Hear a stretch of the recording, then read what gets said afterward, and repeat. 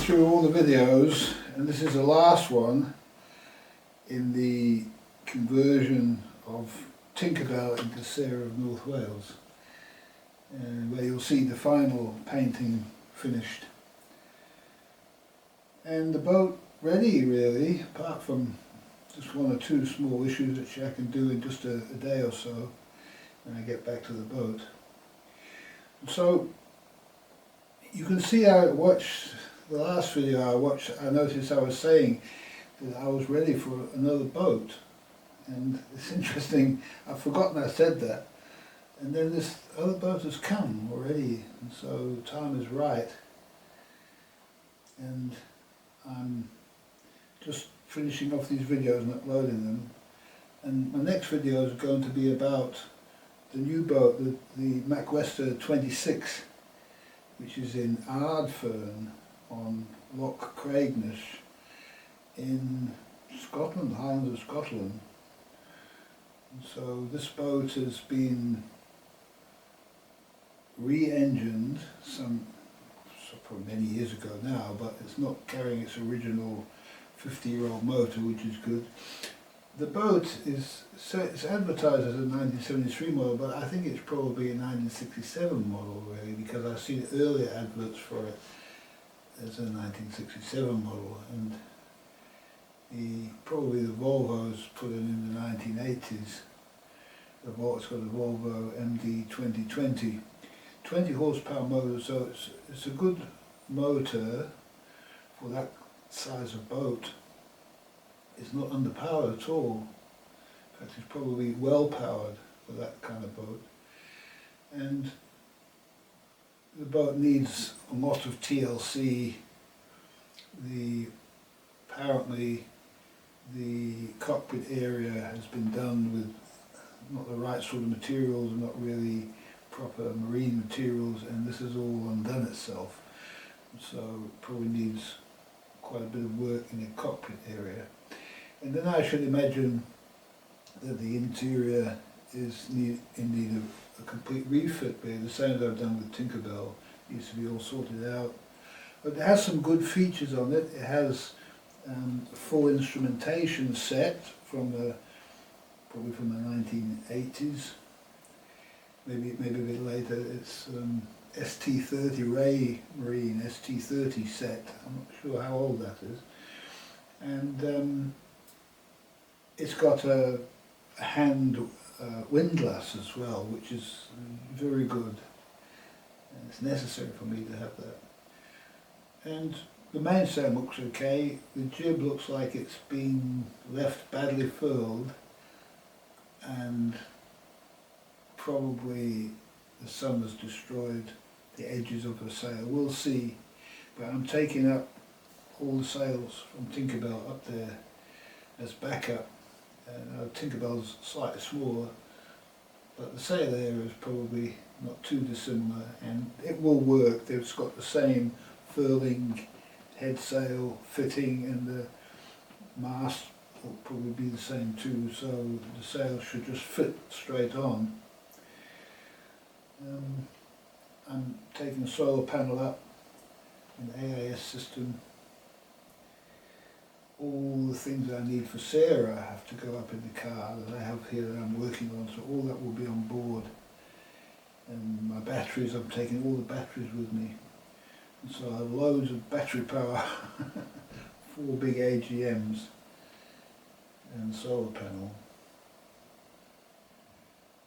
And so the idea is that I leave the car up there, sail down to Wales, and finish Sara off, get Sara in the water and this one out of the water at the same time, and then start to test Sara out and fine-tune Sara ready for the trip up north. And then I'm going to take Sara up north, and when we get up north I'll go back and see the gentleman I got the boat from, and take Elizabeth to meet him, and also we can then pick the car up there and do a little bit of tiki touring around the Highlands of Scotland, which she hasn't seen before, and finally take her to Glasgow airport and get her on the plane out again.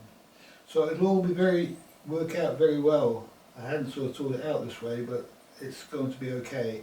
And I have everything here that I need for Sarah, because I've come here back home to order all the bits and pieces. I'm waiting for all this stuff to arrive on eBay. Most of it's here.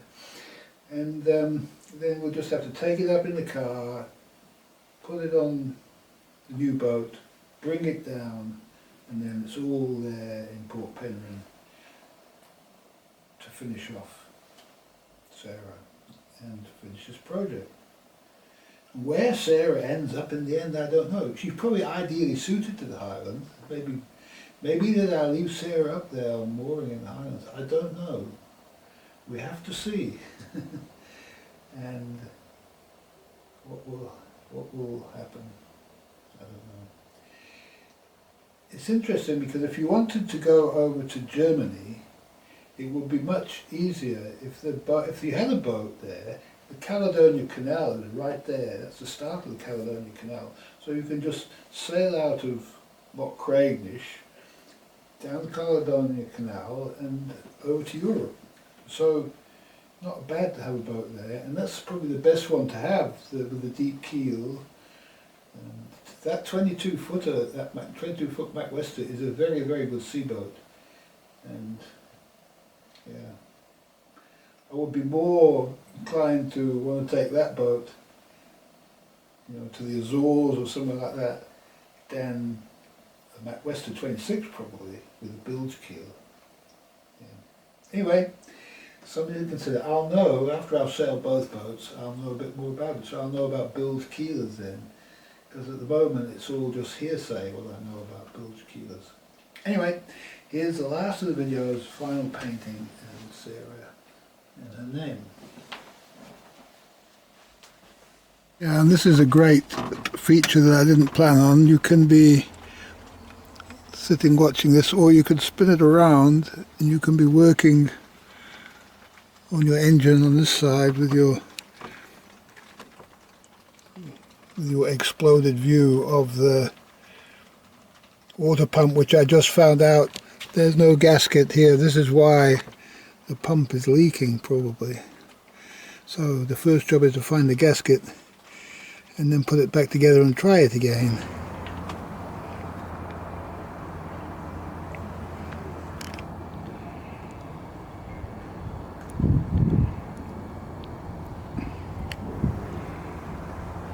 Well, we're just getting ready to do the bottom here, and I've had to buy a grinder, a flapper wheel. That's a flapper wheel.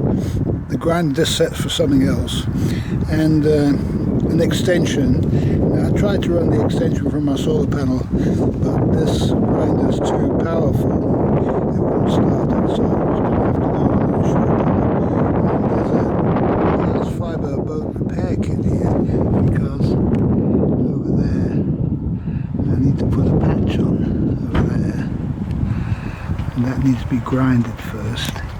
And you can see I've masked and taped up here. So what I'm going to do is I'm going to paint it blue now, and I'm going to leave it red around about where I'm going to grind, and so I can see where I have to grind up to. Yeah.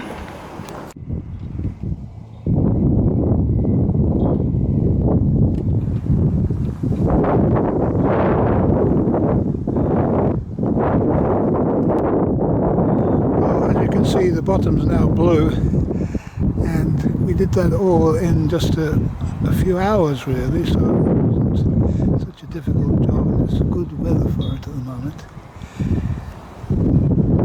Yeah, I think the blue shows off the lines a lot nicer, and without the stripes anywhere.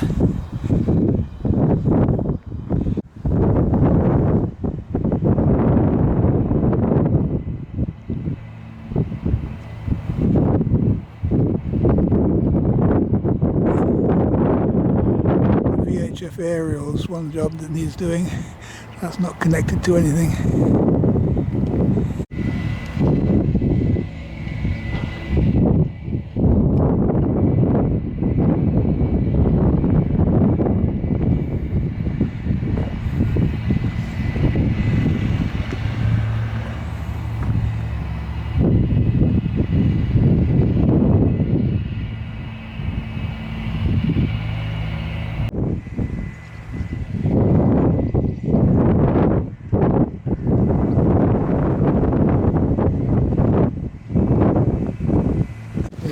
patches going.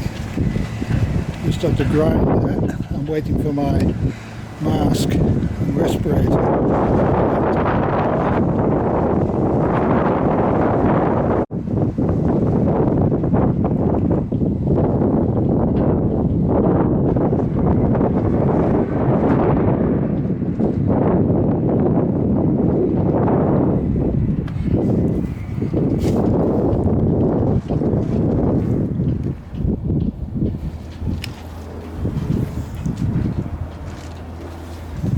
Sleeping bag was good to lie on, whilst I did parts of it. Still working on the outboard bracket. Just the wooden part now.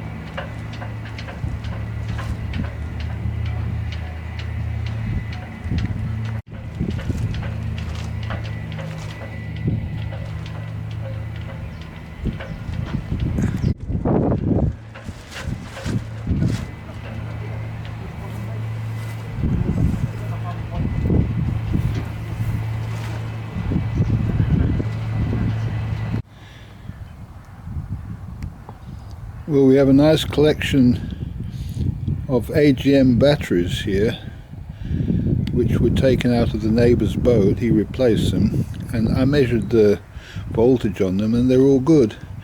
And so I'm going to use these for my trolling motor, which is at the moment in the process of being fitted on the outboard brackets. Still got to be finished off. And I had a very terrible experience yesterday working on the engine, and I tried to start it, almost started, but then the starter motor gave up the ghost, and I just stripped the thread on the solenoid, and you can't do anything with it. You can't take the solenoid off the starter motor, you can't take the starter motor off the engine without taking the engine out of the boat. So I'm just like so sick of this engine that I think I'm going to take the engine out completely, and I'm going to put these 4 batteries in the place where it's sat, and that's going to be my plan. So I'm going to go away and think about that and take some dimensions and make up some battery tray in Bromyard and bring it back, and then I have the job of taking the engine out somehow. So it's a bit of a change really of plan, and a bit frightening to put all my faith in the little electric trolling motor that I haven't actually tried out yet, but that's what we're going to do. And what we're going to do with the prop, I don't know. We'll have to wait and see. Well, that's the final video that I took of the boat. I did take some still photos, but I'm going to leave it at that. It's enough really.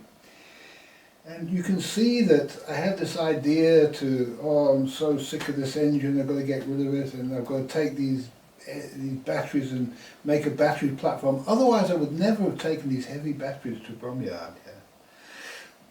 So they got to Bromyard, and then this other boat pitched up, and so I've actually been starting to think, I've kind of ripened the idea of the engine, and maybe the engine, I just need to fix the starter motor. The only thing that's wrong with it is the thread is stripped on the positive terminal, and so it's just a matter of finding a nut that's a bit smaller and screwing it on, you know. It'll self-thread, especially if it's a stainless steel nut, something like that, will just bite into the brass that's there and should hold the terminal on tight.